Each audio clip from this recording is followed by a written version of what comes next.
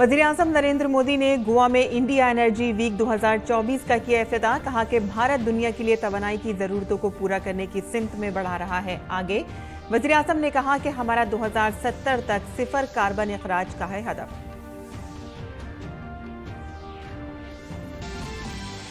वज़ीर-ए-आज़म नरेंद्र मोदी ने गोवा को दिया तरक्की का तोहफा। विकसित भारत विकसित गोवा 2047 के तहत 1330 करोड़ रुपए से जायद के मंसूबों का किया इफ्तिताह और रखा संगे बुनियाद।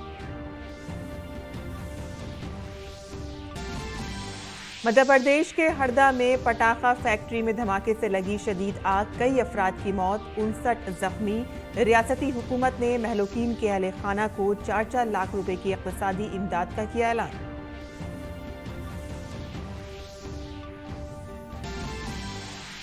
बीजेपी ने आम आदमी पार्टी को बनाया तनकीद का निशाना। मीनाक्षी लेखी ने कहा कि कट्टर ईमानदार बने बदउनवानी की अलामत। ईडी से भागते फिर रहे हैं अरविंद केजरीवाल ने दिल्ली को वेंटिलेटर पर डाला।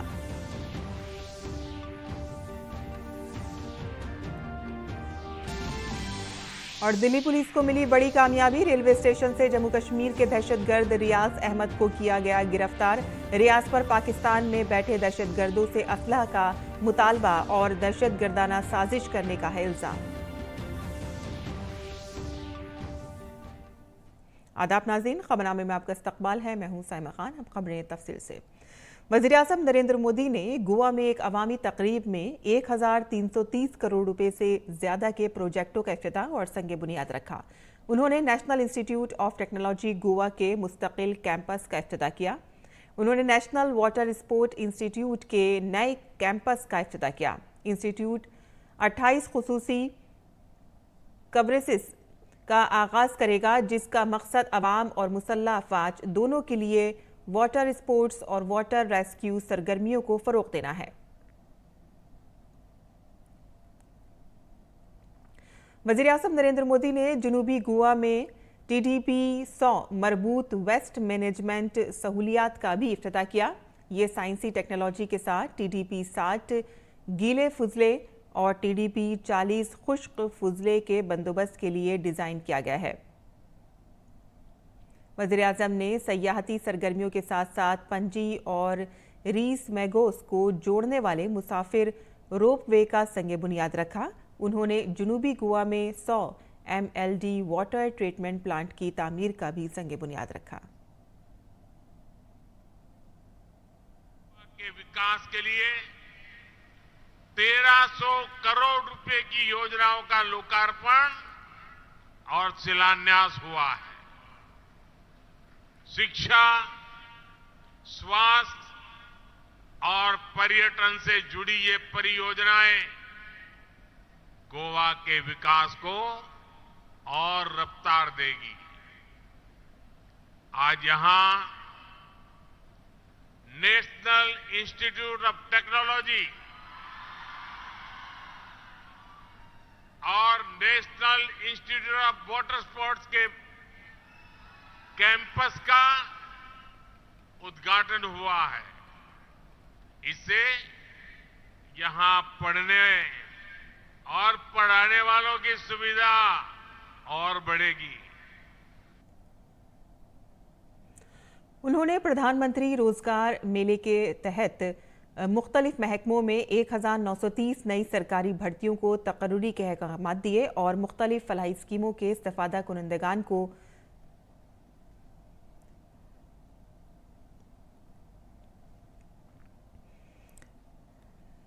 मंजूरी नामे भी हवाले किए।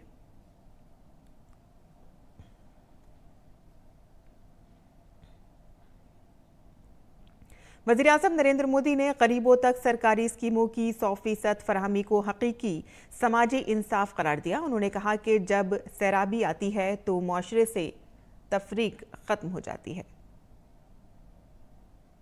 जब सैचुरेशन होता है तो भेदभाव खत्म हो जाता है।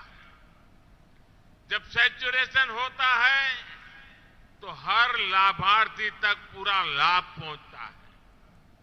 जब सैचुरेशन होता है तो लोगों को अपना हक पाने के लिए रिश्वत नहीं देनी होती। इसलिए मैं बार बार कहता हूं कि सेचुरेशन ही सच्चा सेक्युलरिज्म है। सेचुरेशन ही सच्चा सामाजिक न्याय है।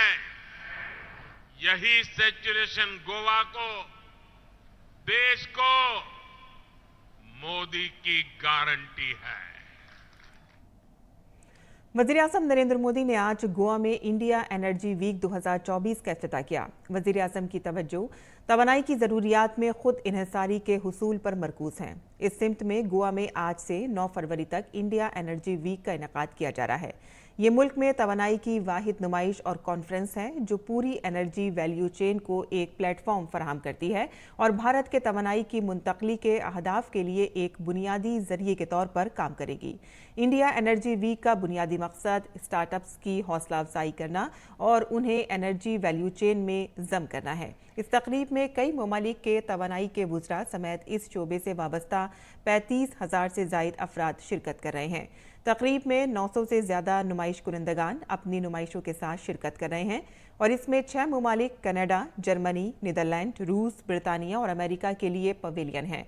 तवानाई के शोबे में मुल्क के micro, small and medium enterprises MSME की तरफ से की गई इख्तरात को दिखाने के लिए एक खुसूसी मेक इन इंडिया पवेलियन का भी एहतमाम किया गया है।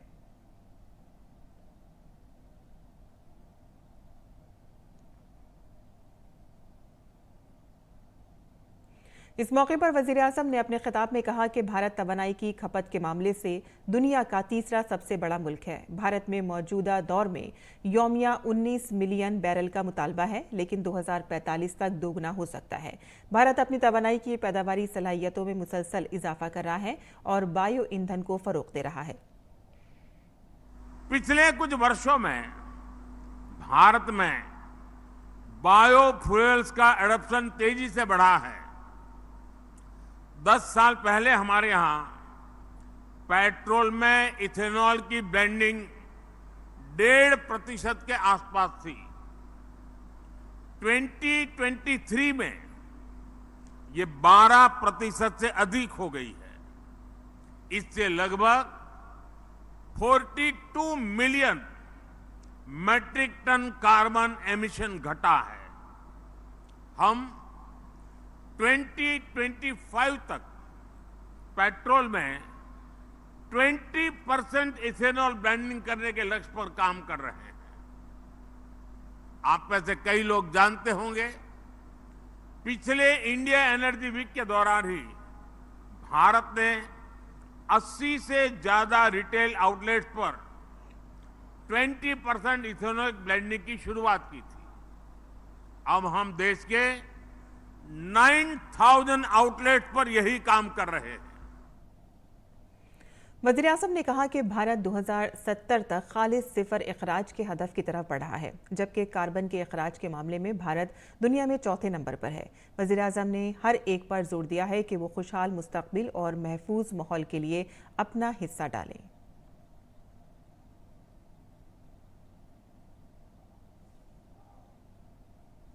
And India for the world इस भावना का प्रतिबिंब है और इसलिए ये मंच आज एनर्जी सेक्टर से जुड़े विचार विमर्श और अनुभवों को साझा करने का मंच बन गया है। आइए एक दूसरे से सीखने पर, तकनीक की साझेदारी पर और सस्टेनेबल एनर्जी के नए रास्तों को तलाशने पर एक साथ आगे बढ़ते हैं। Let us learn from each other, let us collaborate on cutting edge technologies and let us explore avenues for sustainable energy development. हम एक साथ मिलकर एक ऐसा भविष्य बना सकते हैं जो समृद्ध भी हो और जिसमें पर्यावरण का संरक्षण भी हो सके। इस मौके पर पेट्रोलियम और कुदरती गैस के मरकजी वजीर हरदीप सिंह पुरी ने कहा कि वज़ीर-ए-आज़म नरेंद्र मोदी की क़यादत में भारत आलमी मईशत के लिए तरक्की का मरकज और आलमी तवानाई की मांग का मरकज बन रहा है। Honorable Prime Minister, under your leadership, India is becoming the growth center for the global economy and the demand center for global energy.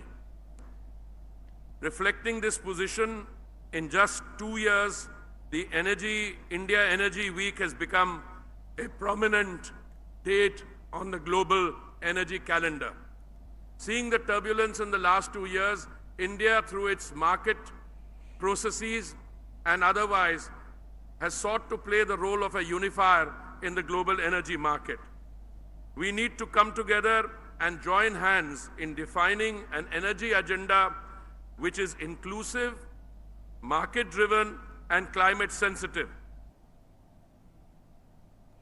और इससे कबल वज़ीर-ए-आज़म नरेंद्र मोदी ने गोवा में ONGCC सर्वाइवल सेंटर का इफ्तिताह किया और ONGCC सर्वाइवल सेंटर आलमी मेयारात के मुताबिक एक मुनफरिद समंदरी बका का तरबियती मरकज़ के तौर पर तैयार किया गया है। इसमें सालाना 10,000 से 15,000 एहलकारों को तरबियत दी जा सकती है। इससे ख़राब मौसमी हालात में कंट्रोल शुदा मश्क के ज़रिए तरबियत याफ्ता अफराद की समंदरी बका की महारत को बढ़ावा देगा और मुमकिना आफात से महफूज रहने के इम्कानात में इजाफा करेगा। PM मोदी ने इस मरकज़ की खुसूसियात का मुशाहिदा किया और एहलकारों से मालूमात हासिल की।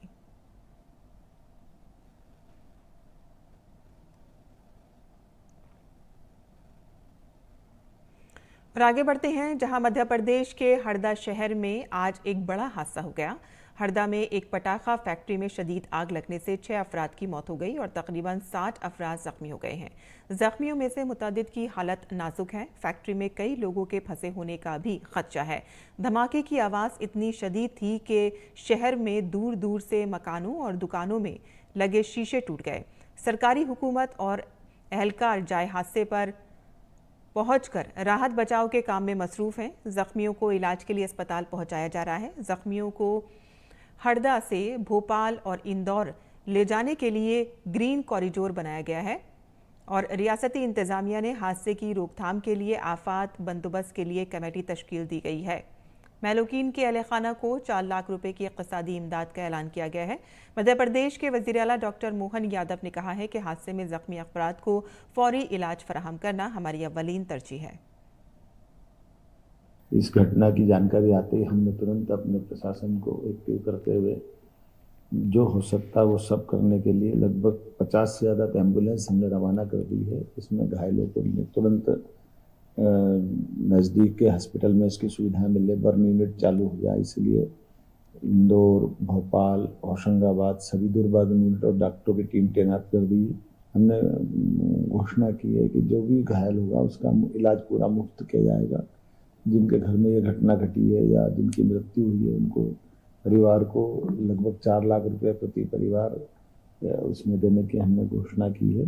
साथ ही साथ कोशिश कर रहे हैं कि इसमें जो घायल हैं उनको पूरा यथायोग्य सब प्रकार का इलाज कराया जा सके। मरकजी वज़ीर सेहत डॉक्टर मनसुख मांडविया ने राज्यसभा में एक सवाल के जवाब में कहा कि मुल्क में 1 लाख से ज़्यादा आयुष्मान आरोग्य मंदिर बनाए गए हैं। गुज़िश्ता 10 सालों में MBBS और PG की सीटें दोगुनी कर दी गई हैं ताकि आयुष्मान आरोग्य मंदिर में डॉक्टरों को बहाल किया जा सके और लोगों को सस्ती अद्वियात और सेहत की सहूलियात फराहम की जा सके। सारी नगर पालिकाओं की हमने दमकल की गाड़ियां बुलाई हैं, साथ ही आसपास। और आगे बढ़ते हैं, जहां उत्तराखंड के लिए आज का दिन बहुत खास था। उत्तराखंड के वज़ीर आला पुष्कर सिंह धामी ने रियासती असेंबली में यकसा सिविल कोड UCC बिल 2024 पेश किया। वज़ीर आला पुष्कर सिंह धामी आइन की एक कॉपी लेकर ऐवान में पहुंचे थे। ऐवान में पहुंचने के बाद वज़ीर आला ने यकसा सिविल कोड UCC बिल 2024 पेश किया। ऐवान में पॉइंट ऑफ ऑर्डर उठाते हुए अपोजिशन ने कल से UCC पर बहस शुरू करने और UCC बिल का मुताला करने का वक्त मांग लिया। हंगामा राई के बाइस ऐवान की कार्रवाई 2 बजे तक मुलतवी कर दी गई। बिल पेश करने से पहले वज़ीर आला धामी ने कहा कि इस बिल में तमाम मज़ाहिब और तमाम तबक़ात को मद्देनज़र रखा गया है। उत्तराखंड मुल्क की पहली रियासत है जिसने यकसा सिविल कोड का मुसव्वदा पेश किया है। पूरे मुल्क की नज़रें उत्तराखंड की तरफ लगी हुई हैं। यकसा सिविल कोड नाफिज करने के लिए वज़ीर आला पुष्कर सिंह धामी ने 27 मई 2022 को जस्टिस रंजना प्रकाश देसाई की सरबराही में एक 5 रुकनी माहिरीन की कमेटी तश्कील दी थी। उत्तराखंड के वज़ीर आला पुष्कर सिंह धामी ने रियासती असेंबली में यकसा सिविल कोड बिल 2024 पेश किया।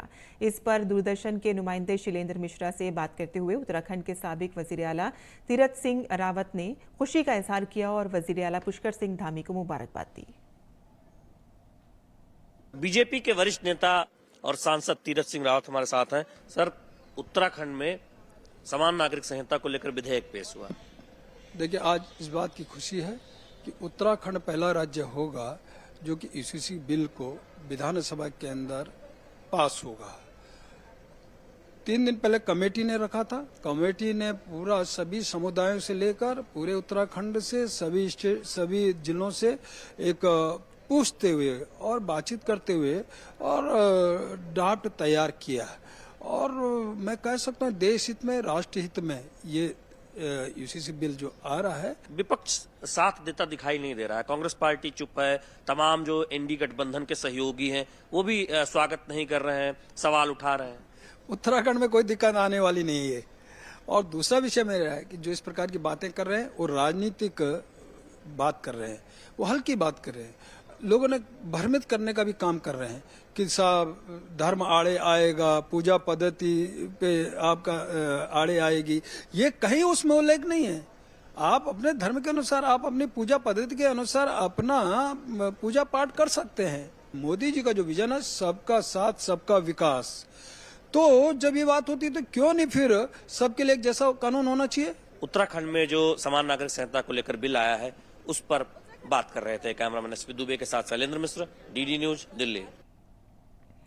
इन्फोर्समेंट डायरेक्टोरेट ने आज दिल्ली में आम आदमी पार्टी के बड़े लीडरों के ठिकानों पर छापामारी की है। इत्तलात के मुताबिक ईडी ने वजीर आला अरविंद केजरीवाल के पर्सनल सेक्रेटरी बिप्लब कुमार और राज्यसभा मेंबरान पार्लियामेंट एनडी गुप्ता के घर पर छापेमारी की है। ईडी मनी लॉन्ड्रिंग केस में छापेमारी कर रही है। इन्फोर्समेंट डायरेक्टोरेट ने मंगल को दिल्ली के वजीर आला अरविंद केजरीवाल के पर्सनल सेक्रेटरी बिप्लब कुमार और आम आदमी पार्टी से वाबस्ता दीगर लोगों के ठिकानों पर मनी लॉन्ड्रिंग मामले में छापेमारी की। और भारतीय जनता पार्टी ने दिल्ली की केजरीवाल हुकूमत पर शदीद हमला किया है। बीजेपी लीडर और मरकजी वजीर ममलिकत मीनाक्षी लेखी ने प्रेस कॉन्फ्रेंस के जरिए अरविंद केजरीवाल से पूछा है कि वो इन्फोर्समेंट डायरेक्टोरेट के समन का जवाब कब देंगे। उन्होंने आम आदमी पार्टी की हुकूमत को बेईमान करार देते हुए कहा कि केजरीवाल ने दिल्ली के पूरे निजाम को वेंटिलेटर पर डाल दिया है। मैं ये प्रश्न सीधे तौर पर कर रही हूं कि when are you going to present yourself before the ED. 3 CT scan है दिल्ली के 3 करोड़ लोगों के ऊपर।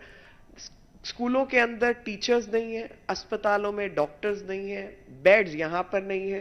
तो पूरी दिल्ली को वेंटिलेटर पर, व्यवस्था को वेंटिलेटर पर डालने का काम जो है वो केजरीवाल ने किया है।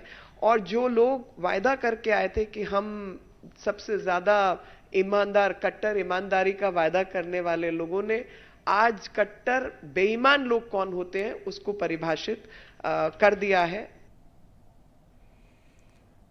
और बीजेपी के तर्जुमान शहजाद पूनावाला ने मुसलसल बदउनवानी के इल्जामात में घिरती आम आदमी पार्टी को खुद का जायजा लेने का मशवरा दिया है।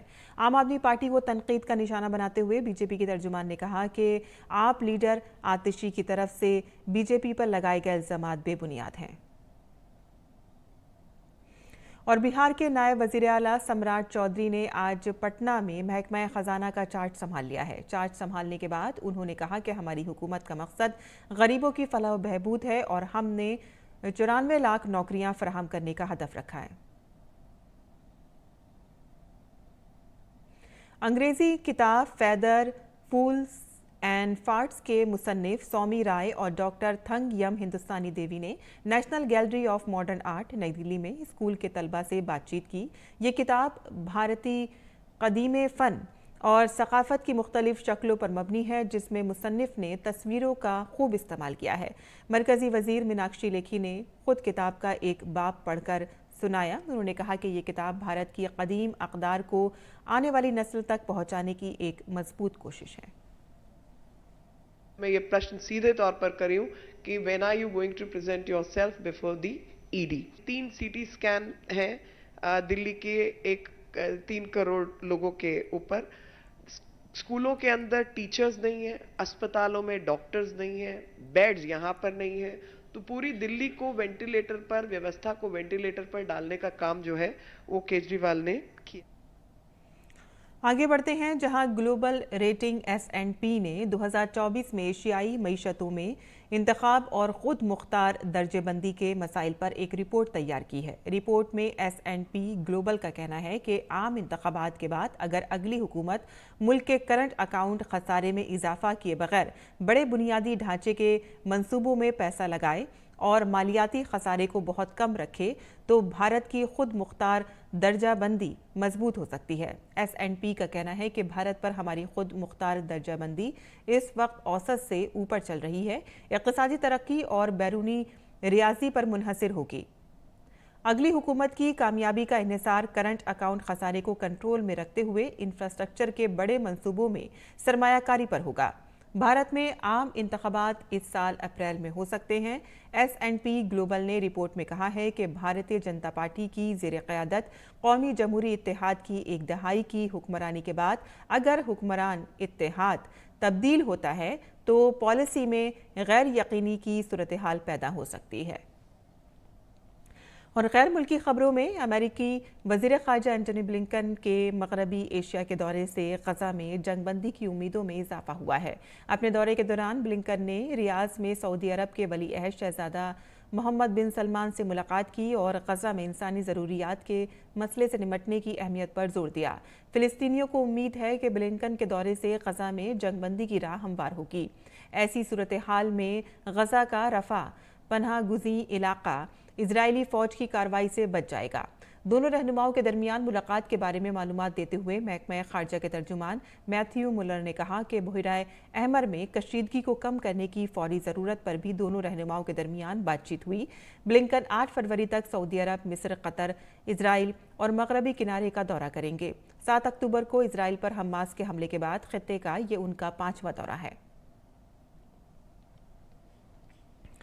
और बिम्स्टेक एक्वेटिक चैंपियनशिप के पहले एडिशन का आगाज़ मरकज़ी वज़ीर खेल अनुराग सिंह ठाकुर ने इफ्तिताह कर दिया है और इस मौके पर नेपाल के वज़ीर खेल दिक बहादुर लिम्बू भी मौजूद थे। बिम्स्टेक ममालिक के दरमियान इस मुकाबले के तमाम मैचेस दिल्ली के doctor Shyama Prasad Mukherjee swimming pool complex में खेले जाएंगे। देखते हैं ये रिपोर्ट। बिम्स्टेक एक्वेटिक चैंपियनशिप का पहला एडिशन शुरू हो गया है। पहली बार मुनाकिद होने वाले इन मुकाबलों का इफ्तिताह मरकजी वजीर खेल अनुराग सिंह ठाकुर ने एक रंगारंग प्रोग्राम के दौरान किया। दिल्ली के doctor Shyama Prasad Mukherjee swimming pool complex में मुनाकिद इस प्रोग्राम में मरकजी वजीर खेल के साथ नेपाल के वजीर खेल दिक बहादुर लिम्बू और दीगर मोअज़्ज़िज़ीन भी मौजूद थे। इस मौके पर मरकजी वजीर खेल ने कहा कि दुनिया की 25% आबादी वाले बिम्स्टेक खित्ते के नौजवान इस चैंपियनशिप के जरिए सकाफती और समाजी तौर पर जुड़ेंगे। बिम्स्टेक एक्वेटिक्स चैंपियनशिप 2024 की शुरुआत आज भारत में हुई है। ये प्रधानमंत्री नरेंद्र मोदी जी ने काठमांडू में बिम्स्टेक की समिट के दौरान इसकी प्रस्तावना की थी कि ये पूरा रीजन एक साथ प्रगति और विकास करे। ये सोच लेके प्रधानमंत्री जी चले हैं, दोस्ती बढ़े, मित्रता बढ़े। मुझे लगता है बहुत अच्छा अवसर है युवाओं को एक दूसरे को जानने का, परंपराओं को, एक दूसरे के कल्चर को जानने का और खेलों में भी और अवसर मिलने का। वहीं प्रोग्राम में मौजूद नेपाल के वजीर खेल दिक बहादुर लिम्बू ने बिम्स्टेक एक्वेटिक चैंपियनशिप की तारीफ करते हुए कहा कि इस तरह के प्रोग्राम रुकन ममालिक के लिए अहम है। इस तरह का प्रोग्राम कंटिन्यू होना चाहिए। कंटिन्यू होने से जो संबंध भी और प्रगाढ़ बन जाएगा। मैं इसको समर्थन करता हूँ और खिलाड़ी को जिन वृत्ति विकास के लिए और खेल का प्रबंधन के लिए ऐसा कार्यक्रम को कंटिन्यू होने चाहिए। मतलब भारत सरकार को तरफ से ये बिम्स्टेक या चैंपियनशिप को शुरुआत हुआ है, ये मैं सराहना करता हूँ, धन्यवाद देता हूँ। बिम्स्टेक एक्वेटिक चैंपियनशिप में शिरकत के लिए आने वाले शुरा काफी पुरजोश नजर आए। इंटरनेशनल करियर के लिए तो बहुत अच्छा ही रहेगा क्योंकि अपॉर्चुनिटीज़ के आगे बहुत अच्छी मिल सकती हैं और इंडिया में पहली बार हो रहा है तो बहुत अच्छी चीज़ है इंडियन स्विमर्स के लिए बूस्टअप है कि इसके बाद इंटरनेशनल और हों। हम लास्ट थोड़े दिनों से टेपर कर रहे हैं, ये अच्छा कंपटीशन है हमारे लिए क्योंकि एक्सपोजर मिलता है, दूसरों कंट्रीज़ के साथ स्विम करेंगे तो फन भी होगा। This is a good opportunity, this competition to Indian team and well prepared water polo teams, girls and boys. So we are doing my best and all team best. We've been preparing for this for quite a while now. We've been excited because this is the first time this event is being held, and yeah, we're looking pretty forward to it. BIMSTEC aquatic championship के पहले addition में रुकन ममालिक Bangladesh, Bhutan, Bharat, Myanmar, Nepal, Sri Lanka और Thailand के 400 से ज्यादा खिलाड़ी और स्पोर्ट्स हुक्काम शिरकत करेंगे। बिम्स्टेक एक्वेटिक चैंपियनशिप सदस्य देशों के बीच खेल भावना को बढ़ाने का एक अहम कदम है। इस मंच पर 7 सदस्य देशों के खिलाड़ी प्रतियोगिता करते नजर आएंगे। वहीं इन खिलाड़ियों को इस मंच पर अंतर्राष्ट्रीय स्तर का अनुभव भी प्राप्त होगा, जो इन्हें आगामी मुकाबलों में एक बेहतरीन मंच पर शानदार प्रदर्शन करने के लिए प्रेरित करेगा। कैमरामैन विश्व बंधु के साथ मैं सुशील कुमार, डीडी न्यूज, दिल्ली। और आईसीसी अंडर 19 क्रिकेट आलमी कप के पहले सेमीफाइनल में आज भारत और जनूबी अफ्रीका आमने सामने हैं। जनूबी अफ्रीका ने भारत के सामने जीत के लिए 245 रन का हदफ रखा है और इससे कबल भारत ने टॉस जीतकर पहले गेंदबाजी का फैसला किया। भारत ने हदफ का पीछा करते हुए 2 विकेट के नुकसान पर 8 रन बना लिए हैं। और इसी के साथ ही हमारा खबरनामा इख्तिताम पजीर होता है। हमारी पूरी टीम को दें इजाजत। आदाब।